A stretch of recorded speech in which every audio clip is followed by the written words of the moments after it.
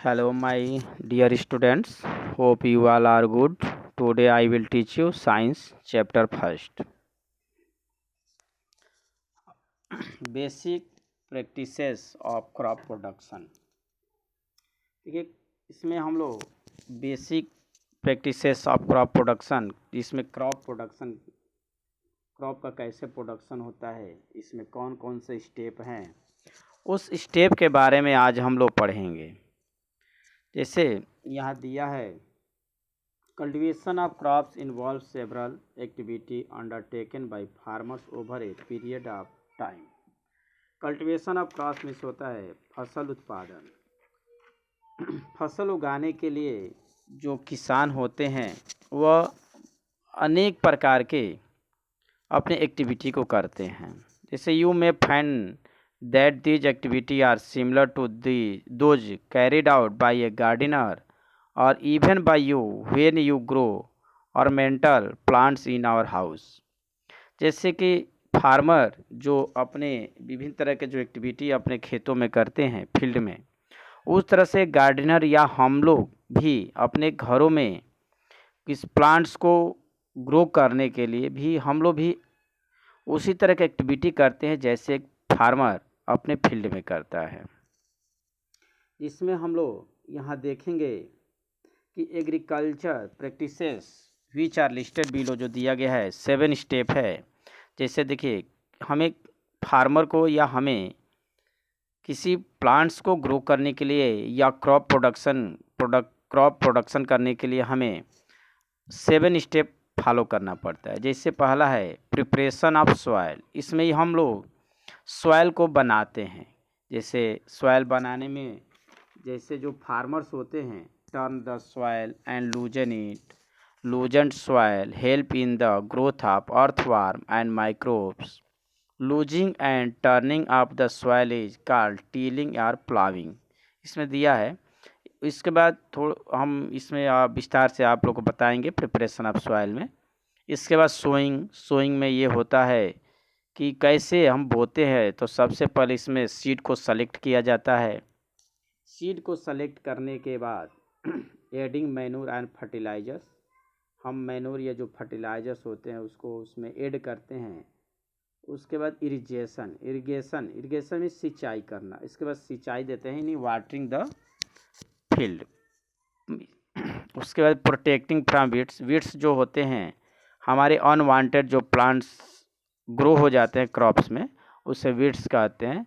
उसको हमें रिमूव करना पड़ता है, उससे हमें प्लांट्स को प्रोटेक्ट करना पड़ता है। नहीं तो जितने भी हम एडिंग मैन्योर करेंगे, फर्टिलाइजर्स या इरिगेशन करेंगे, वो सब वीड्स ले लेते हैं, जिससे हमारा जो क्रॉप्स होता है वो अच्छी तरह से ग्रो नहीं होते हैं और बाद में पुअर हो जाते हैं। इसके बाद हमारा हार्वेस्टिंग है। जैसे आज देख रहे हैं, आज अभी प्रेजेंट टाइम में जो हार्वेस्टिंग हो रहा है हमारे आसपास, और हार्वेस्टिंग के बाद हम स्टोरेज करते हैं। जो हार्वेस्टिंग करने के बाद जो भी हमारा ग्रेन होता है उससे हम सुसंगठित ढंग से, माने व्यवस्थित ढंग से स्टोर करते हैं, जो इंसेक्ट से बचा कर रखते हैं आगे अपने फ्यूचर के लिए। तो देखिए, पहला है प्रिपरेशन।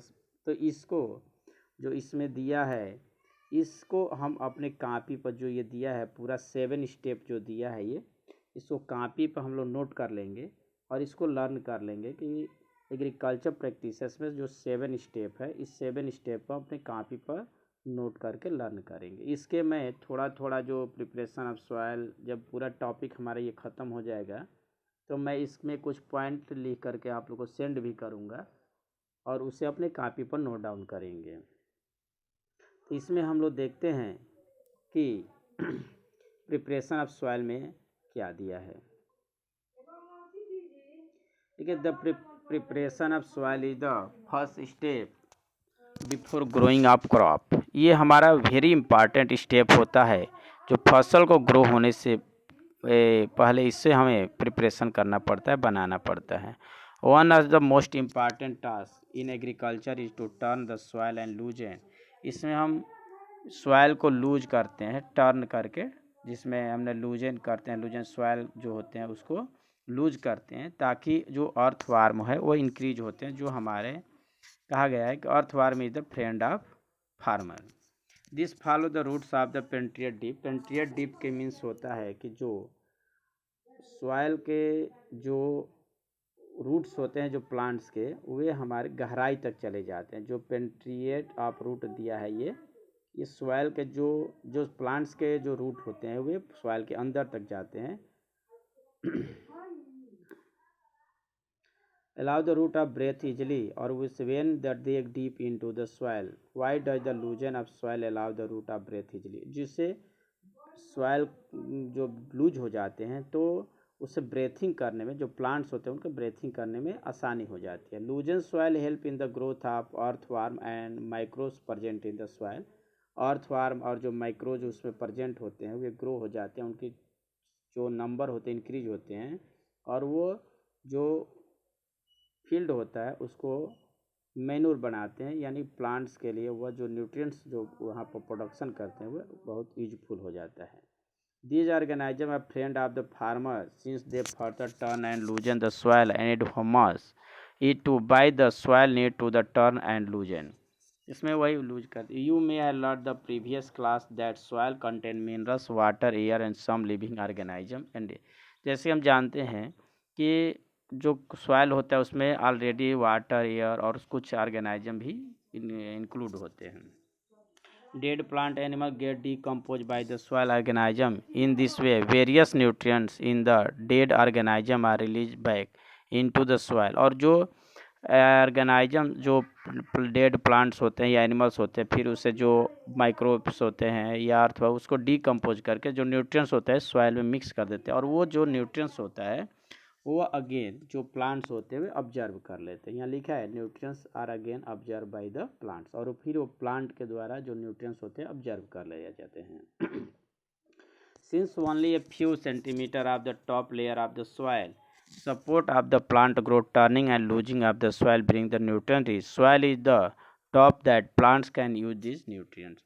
और कुछ जो हमारा फील्ड होता है उसके कुछ ही सेंटीमीटर जो ऊपरी लेयर होता है वह प्लांट के ग्रोथ के लिए सपोर्ट करता है, यानी कि बहुत उसमें न्यूट्रिएंट्स होते हैं जो प्लांट्स को ग्रोथ करने में हेल्प करते हैं। जिसलिए हम लोग turning and losing the soil करते हैं, जिसमें न्यूट्रिएंट्स की जो क्वांटिटी होती है वो इंक्रीज हो जाती है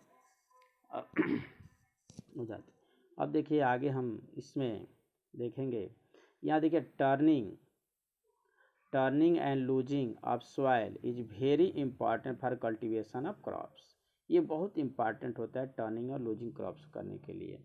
अब यहाँ एक पॉइंट दिया है जो बहुत इंपॉर्टेंट है यहाँ पर।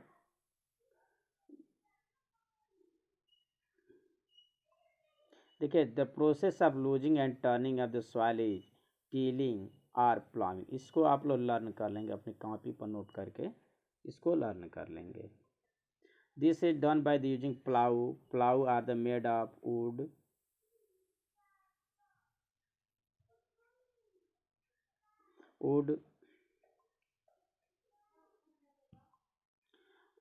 और आयरन। जो प्लाउ करते हैं जो वुड और आयरन का बना होता है।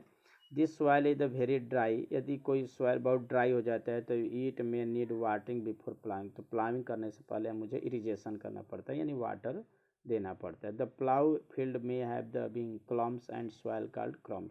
जो कभी कभी हम जब जैसे यहाँ देखे नीचे दिया है जो फार्मर ये हमारा क्या प्लाउ कर रहा है, तो कभी कभी इससे जो बड़े बड़े क्लम्स आ जाते हैं जो इसको हम ढेके कहते हैं, तो फिर उससे क्रम्स को तोड़ना पड़ता है छोटा छोटा, ताकि जब क्रम्स को तोड़ते हैं तो लेबलिंग करने में, labelling field of the beneficial for sowing as well as irrigation, ताकि हमें इरीगेशन करने में और उसे लेबलिंग करने में सिंपल हो जाता है, जिससे बाद में हमें प्रॉब्लम नहीं होती है। Levelling is the soil done with the help of labourer. Labourer होता है एक वुड का बना होता है, लकड़ी का, जिससे जो ब्लॉक्स होते हुए खींचते हैं उस पर पीछे का आदमी स्टैंड हो जाता है और वो जो फील्ड को लेबलिंग करता है यानी प्लेन करता है। Sometime manure added to the soil before tilling. The help of proper mixing manure the soil is the moistened before the sowing। Sowing करने से पहले हमें इस तरह से प्रिपरेशन करना पड़ता है। इसके बाद देखिए एग्रीकल्चर इम्प्लीमेंट्स होते हैं। एग्रीकल्चर इम्प्लीमेंट्स में जैसे जो हमने एग्रीकल्चर करने के लिए जो इम्प्लीमेंट्स यूज करते हैं जो औजार उसको। Before sowing the seeds, it's necessary break soil clumps, get better yield. This done with the help of various tools. The main tools used for the purpose are the plow, hoe and cultivator. जैसा देखिए यहाँ हो दिया है, एक हो, और यहाँ पर देखिए प्लाऊ, जो ये फार्मर जो है प्लाऊ कर रहा है, ये प्लाऊ होता है। प्लाऊ शब्द जो लंबा वाला दिया है, ये बीम होता है जो बुलक के गर्दन पर रखा जाता है। प्लाऊ शेयर ये होता है। यहाँ पर एक आयरन का बना होता है, ये मेड ऑफ आयरन होता है, और वुड का ये होता है।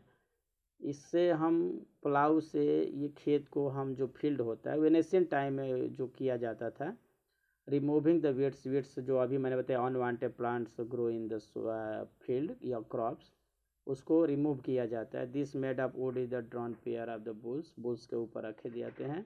इस तरह से जो होई होता है, होई भी एक simple use to the removing weeds जो होता है, रिमूव करने के लिए, जो वीड्स को रिमूव करने के लिए, लूजिंग द सॉइल लूज और रिमूव द वीड्स को आउट करने के लिए यूज किया। इसमें वीड्स वेरी इंपॉर्टेंट पॉइंट है। वीड्स जो है unwanted plants grow in the crops is called weeds. It is a long rod of the wood, iron strong broad and bend plate of the iron fix in the, एक iron का बना होता है, जैसे यहाँ पर एक प्लेट होता है, आयरन का बना होता है, जिससे जो फार्मर होते हैं अपने खेत को लूज करते हैं। इसके बाद एक आपका जो आगे चैप्टर है कल्टीवेटर है। तो कल्टीवेटर जो हमारा आज कल्टीवेटर ड्राइवन ट्रैक्टर से जो होता है, कल्टीवेटर के बारे में ही मैं थोड़ा सा बता दे रहा हूँ। Now days plough is the done by tractor driven cultivator. The use of cultivator save labour and time. जो कल्टीवेटर होता है जो ट्रैक्टर से, ये लेबर बचाता है। जो बुक में आपका दिया है देख लेंगे, कल्टीवेटर के बारे में दिया है।